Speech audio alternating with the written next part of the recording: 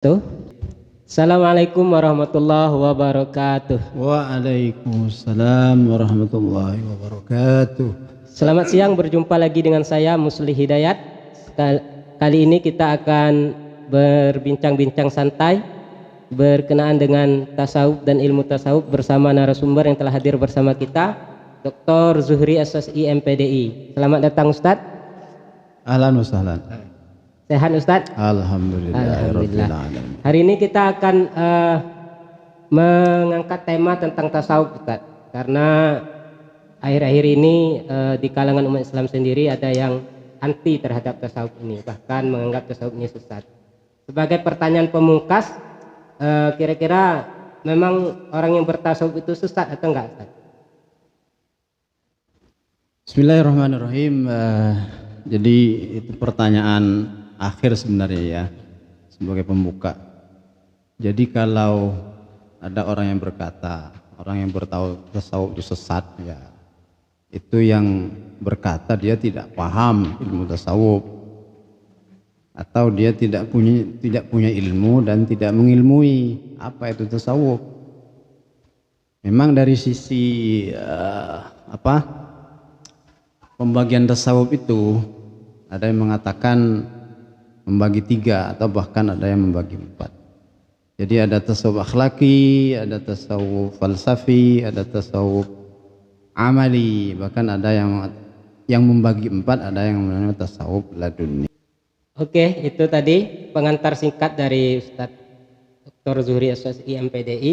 Beliau ini memang sudah lama mengampu mata kuliah akhlak tasawuf, juga mengampu mata kuliah filsafat pendidikan Islam yang itu juga bersinggungan dengan ilmu filsafat. Jadi sangat menarik pembahasan ini, sehingga klaim sesat itu perlu dikaji lebih dalam. Oleh sebab itu kita akan mengkaji lebih dalam tentang tasawuf dan ilmu tasawuf ini, berangkat dari pengenalannya dulu. Gimana Ustadz tentang tasawuf itu? Barangkali bisa dijelaskan sebagai pengantar apa itu tasawuf dan ilmu tasawuf. Tentunya begini, karena saya sebagai pengampu mata kuliah atau MK Akhlak Tasawuf, jadi ketika menjelaskan tasawuf tidak lepas dari arti secara etimologi dan terminologi. Jadi pengertian tasawuf secara etimologi memang para ahli dan para ulama tasawuf itu berbeda-beda. Namun dari referensi dan rujukan yang banyak yang ada dan yang saya baca, ada yang mengartikan bahwa tasawuf itu terdiri dari 7 term secara bahasa. Jadi bahwa tasawuf itu berasal dari Ahlus Sufa. Ahlus Sufa itu adalah sekelompok sahabat yang pada masa Rasulullah diam di emperan masjid. Jadi masjid itu ada teras atau ruang kiri kanan. Makanya di situ sahabat yang secara ekonomi kurang mampu jadi diam di emperan kanan kiri itu. Jadi term pertama tasawuf itu dikaitkan dengan Ahlus Sufa. Kenapa Ahlus Sufa? Karena mereka kan di masjid. Jadi karena di masjid intensitas pengabdian dan pendekatan mereka kepada Allah sangat intens. Karena jelas di masjid. Itu yang pertama. Yang kedua, ada yang mengatakan bahwa tasawuf itu berasal dari term sof. Sof itu apa? Ya sof sholat. Kenapa tasawuf dikaitkan dengan sof sholat?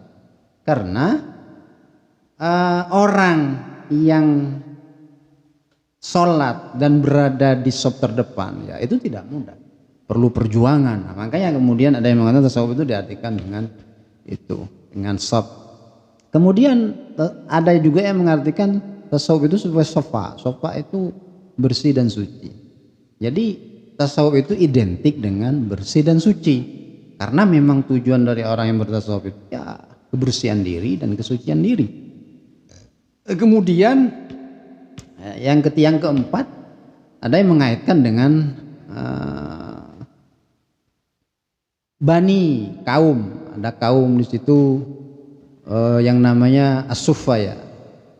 Kemudian yang keenam, ada yang mengatakan bahwa tasawuf itu berasal dari bahasa Greek, saufi, yang artinya saufi itu adalah hikmah atau kebijaksanaan. Terus yang ketujuh ada yang mengartikan bahwa tasawuf itu adalah saufana ya. Yang keenam saufana. Saufana itu buah-buahan di Timur Tengah sana ya. Seperti kira-kira seperti apa, rambutan, tapi dia berduri-duri ya, berduri-duri. Kalau di Indonesia ada. Artinya apa? Pakaian mereka itu seperti itu gitu loh. Baru yang ketujuh yang terakhir, bahwa tasawuf itu dikaitkan dengan suf. Suf itu apa namanya? Suf itu buluwal. Nah, dari ketujuh tem itu para ahli tasawuf seperti Suhrawardi, Al-Qushairi lebih setuju kepada yang ketujuh, tem yang ketujuh. Yang ketujuh itu apa? Suf buluwal. Artinya kata mereka lebih setuju bahwa tasawuf itu diidentikan dengan bulu wol, karena orang yang bertasawuf identik dengan orang yang memakai bulu wol. Meskipun tidak semua orang yang bertasawuf itu pakai bulu wol. Tapi kemudian ada term yang ke-8 yang biasanya ini dalam buku-buku rujukan tasawuf, baik yang bahasa Arab maupun yang berbahasa Indonesia. Sebagaimana yang saya mengutip apa yang disampaikan oleh Barmawi Umari yang mengatakan bahwa tasawuf itu asal secara bahasa tidak mengalahkan tem yang merujuk kepada wazn tafa'ala ya tafa'alu tafa'ulan, yang dari wazn itu lahir kata tasawwafa ya tasawwafu tasawufan. Artinya apa? Dari wazn itu kemudian tasawwafa ar-rajulu, artinya apa? Seorang laki-laki bertasawuf, atau kalau perempuan itu tasawwafat al-mar'atu, seorang perempuan bertasawuf. Nah, ini secara bahasa. Sedangkan secara terminologi ini juga banyak sekali. Cuma apa namanya? Saya biasanya kalau ngajar ya cari pengertian secara terminologi yang lebih mudah. Makanya saya kemudian menemukan buku yang ditulis oleh Dr. Ibrahim Basyuni. Jadi Dr. Ibrahim Basyuni itu membagi tasawuf dalam 3 secara terminologi. Yang pertama tingkat al-bidayah, yang kedua al-mujahadah, yang ketiga al-mazaqqat. Bidayah ini dasar, al-mujahadah ini pertengahan, al-mazaqqat tingkat tinggi. Nah, ini kan lebih mudah dipahami ketimbang dia. Jadi lebih mudah dipahami dia. Al-bidayah itu apa arti tasawuf dalam konteks terminologis dari sisi al-bidayah? Jadi arti tasawuf secara terminologi dari sisi al-bidayah itu lebih kepada mencari yang hakikat. Mencari yang hakikat itu apa? Ya mencari Allah. Makanya kemudian sekarang kita kita patut bersyukur banyak artis-artis yang hijrah. Itu kan sebenarnya ini adalah dalam konteks mencari yang hakikat.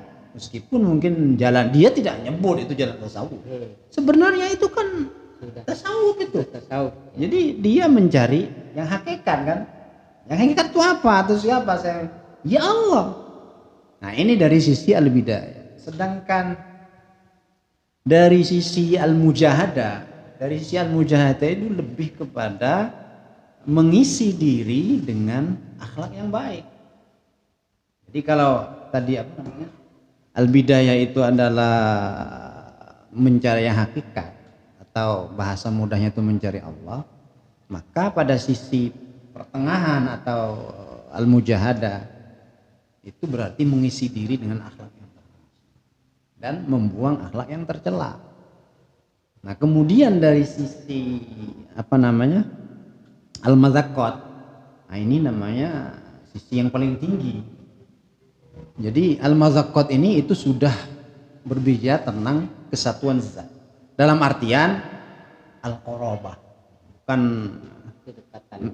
Nah, ya kedekatan memang dalam buku-buku tasawuf itu dijelas tentang tasawuf falsafi tadi, dia nanti ada wahdatul wujud ya. Dalam artian kesatuan zat seperti apa maknanya? Karena kesatuan zat itu atau wahdatul wujud ada tokohnya itu Al-Hallaj kan, karena itu yang istilahnya memproklamirkan teori ini. Kalau saya tidak setuju, karena saya lebih kepada al-qarabah. Makanya saya kalau ngajar mahasiswa itu al-qarabah itu seperti apa? Kemudian saya memberikan misal ya. Seperti air dengan minyak. Jadi itulah kita dengan, memang ini tidak bisa di ini ya, tapi itu hanya sebagai contoh. Jadi bahwa kita itu benar-benar dekat dengan Allah. Gimana air dengan minyak? Loh, air dengan minyak kan zatnya berbeda. Jadi tidak mungkin Tuhan dengan manusia itu bersatu. Karena kita manusia itu makhluk. Sedangkan Tuhan itu adalah zat yang Tuhan dia. Tidak mungkin pencipta. Atau saya juga, karena ini hasil pengamatan ya, seperti air ketika jatuh di daun talas. Iya. Coba gimana air jatuh di daun talas? Dengan syarat daun talas itu jangan dikucek-kucek. Itu beda nanti. Maksudnya ini hasil pengamatan, saya ngamati itu. Mana nih contohnya? Ya apakah apakah contoh itu benar atau tidak? Ya kita bisa terbuka lah untuk diskusi kan. Jadi ketika air itu jatuh di atas daun talas, jadi dia hanya lewat gitu loh. Jadi daun talas dan air tidak, dia memang dekat, jadi berjalan, tapi zatnya berbeda gitu loh. Nah, jadi dua contoh itu nanti bisa diamati bagaimana al-qarabat. Kan Allah bilang innani aqrabu min hablil warid. Dalam kerangka itu yang kemudian ini ditafsirkan sebagaimana oleh Syekh Istighfar yang dalam konteks wihiyatul wujud itu. Kalau saya bukan lebih ke situ ya. Seperti tadi al-qarabah tadi ya. Maka kemudian kesimpulannya, jadi tasawuf itu apa itu? Mungkin nanti ada yang menanyakan juga apa beda tasawuf dengan akhlak? Ya jelas berbeda. Jadi tasawuf itu adalah sistem latihan dengan kesungguhan. Sistem latihan dengan kesungguhan. Kesungguhan itu al-mujahadah wal muraqabah. Dalam rangka apa atau untuk apa? Untuk mempertinggi, memperdalam kerohanian sehingga kita benar-benar dekat dengan Allah Subhanahu wa taala. Jadi itu secara singkat dan panjang lebar dikit tentang arti tasawuf dari sisi etimologi dan terminologi. Baik Ustadz, terima kasih atas jawaban yang luas tadi. Kalau begitu berarti memang ada kepentingan bagi kita untuk belajar tasawuf atau ilmu tasawuf ini. Apa dalilnya kira-kira? Jangan-jangan ini dikarang-karang saja oleh ulama-ulama tertentu, gimana? Sebenarnya kan begini, memang nama tasawuf ketika Islam turun itu tidak dikenal. Dalam Al-Quran itu dikenalnya tazkiyah nafas. Kan banyak itu. Qad aflaha man tazakka wa dzakara isma rabbih fasalla. Jadi tazkiyah. Jadi tasawuf itu kan tazkiyah. Penyucian diri kan. Qad aflaha man tazakka wa dzakara isma rabbih fasalla. Beruntunglah orang-orang yang mensucikan diri. Wa dzakara isma rabbih fasalla, menyebut nama Allah dan salat. Jadi secara bahasa tadi, namun kan begini, jadi tasawuf itu sejak Islam dulu ya sudah ada. Memang namanya tidak ada. Namanya di Al-Quran itu dikenal dengan tazkiyah nafas. Dan amaliyah tasawuf tadi tazkiyah, sabar, zuhud itu bujibun dalam Al-Quran.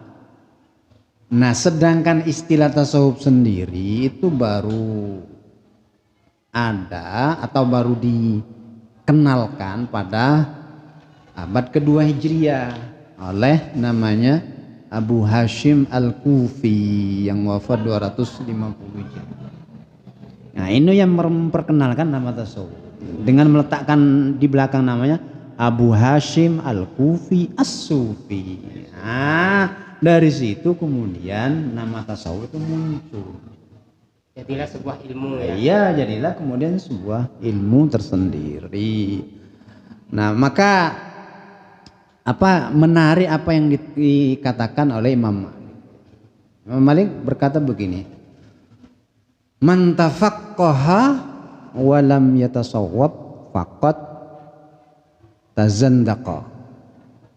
Wa man tasawwafa wa lam yatafaqqah faqad tafassaqa. Wa man tafaqqaha wa tasawwafa faqad tafaqqada. Ini kata Imam Malik. Apa maknanya itu? Jadi maknanya begini, barang siapa yang berilmu fikih tapi dia tidak bertasawuf, maka dia adalah fasik. Fasik itu apa arti fasik? Fasik itu kan dia beriman tapi tidak mengerjakan perintah Allah. Nah, itu namanya fasik.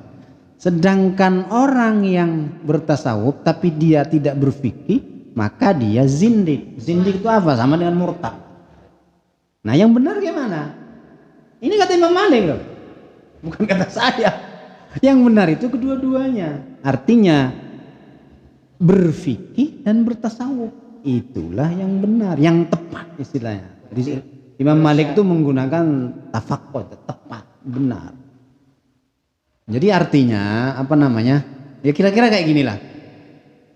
Jadi orang yang berfikih tapi dia tidak bertasawuf, ibaratnya garing. Maksudnya berpikir bersyariat betul. Nah, iya kan berfikir bersyariat kan. Jadi garing itu. Garing. Tanpa ada hakikat. Nah, tanpa ada hakikat tadi. Nah, sama orang bertasawuf tapi dia tidak berfikir, ya adalah dalam murtad. Maka kemudian ada kayak gini kan. Bahkan saya pernah didatangi seseorang, tidak perlu saya sebutkan orangnya. Jadi dia menyebut hakikat, saya begini.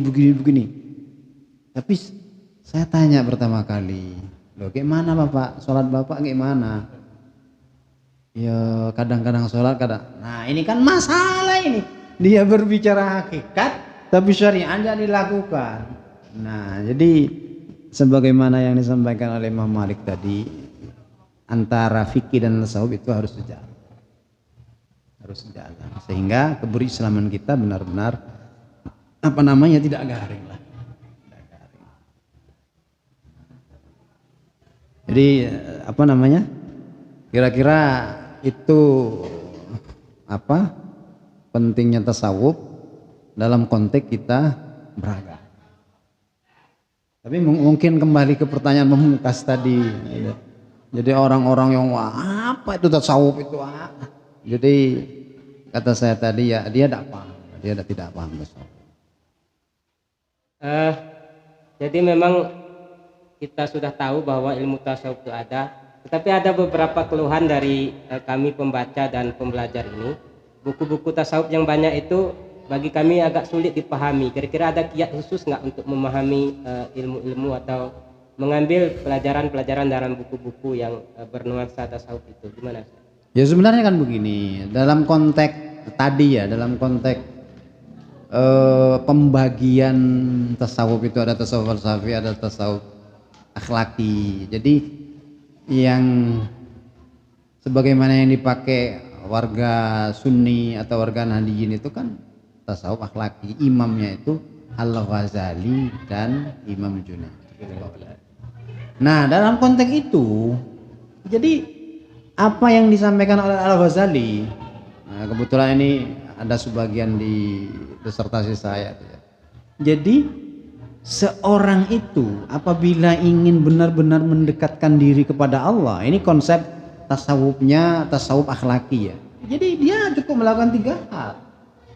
Yang pertama takhalli, yang kedua tahalli, yang ketiga tajalli. Kan ini 2 hal ini, takhalli dan tahalli. Kalau 2 hal ini dengan ikhlas kita lakukan, benar-benar kembali kepada pengertian tasawuf tadi, sistem latihan dengan kesungguhan dan mujahadah wal mujahadah, insya Allah 2 hal ini, nah maka kita akan sampai ke yang ketiga tadi, tajalli. Jadi tajalli itu adalah pemberian Allah. Kita tidak usah tuntut. Kalau apa yang kita lakukan benar, sungguh-sungguh istiqamah, insya Allah kita akan sampai kepada tajalli tadi. Saya kira itu. Oke Ustaz, semakin menarik, tapi kita sudah di bagian akhir untuk sesi pertama ini. Nanti kita bagi beberapa sesi, kita akan membahas tentang mursyid, lebih ke detail thariqah dan sebagainya berkaitan dengan tasawuf.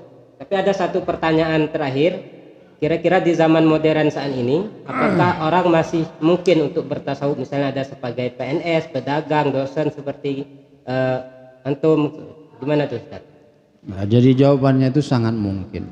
Maka saya selalu mengatakan kepada mahasiswa begini, apakah orang yang bertasawuf itu selalu pakai kopiah, pakai sorban, pakai sarung, pakai jubah? Tidak. Tidak. Jadi bisa saja orang yang bertasawuf itu tidak pakai dasi, pakai hem, pakai jas, pabriknya banyak, mobilnya banyak, tapi dia seorang sufi. Bisa jadi itu Ustaz? Bisa, dalam konteks kekinian. Kenapa? Karena hatinya selalu berta'alluq kepada Allah. Jadi hatinya itu selalu mengingat atau berzikir kepada Allah. Maka dalam konteks itu kan dalam surat apa itu? Apa Al-Baqarah ya, ayat terakhir. Yang Allah menyebut ulul albab itu. Nah, ciri-ciri ulul albab yang disebut oleh Allah itu alladzina yadhkurunallaha qiyama. Jadi ciri-ciri ulul albab itu yang selalu menyebut nama Allah ketika berdiri, wa qu'uda, duduk, wa ala junubihim, ketika tidur atau berbaring. Kemudian tanda yang keempat, wa yatafakkaruna fi khalqis samawati wal ard, dan dia selalu berpikir bagaimana Allah ini menciptakan langit dan bumi. Wa yatafakkaruna fi khalqis samawati, rabbana ma khalaqta hadza batila, ya Allah Engkau tidak menciptakan ini secara sia-sia. Subhanaka faqina adzabannar. Maha suci Engkau, jauhkanlah kami dari siksa api neraka. Jadi ya sangat bisa gitu loh. Jadi apa namanya? Dalam konteks itu tuh tidak harus identik, harus pakai sarung, pakai ini dan lain sebagainya. Memang nanti itu kan nanti ada thariqah dan lain sebagainya. Kan bisa saja orang yang bertikur juga dia orang kaya, punya pabrik, punya gini, tidak pakai songkok, tidak pakai surban, tidak pakai sarung dan sebagainya. Jadi karena yang namanya tasawuf itu ya identik dengan hati ya.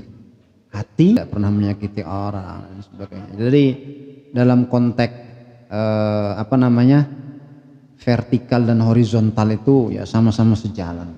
Jadi vertikalnya baik, hubungannya dengan Allah baik, dan secara horizontal hubungannya dengan manusia juga baik.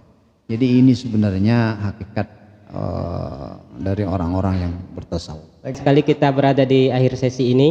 Jadi untuk jawaban pertanyaan terakhir tadi, di era modern seperti saat ini sangat mungkin ada orang-orang yang masih bertasawuf. Terima kasih Ustadz telah hadir di tempat kita ini. Soalnya kita akan lanjutkan lagi karena masih panjang pembahasan.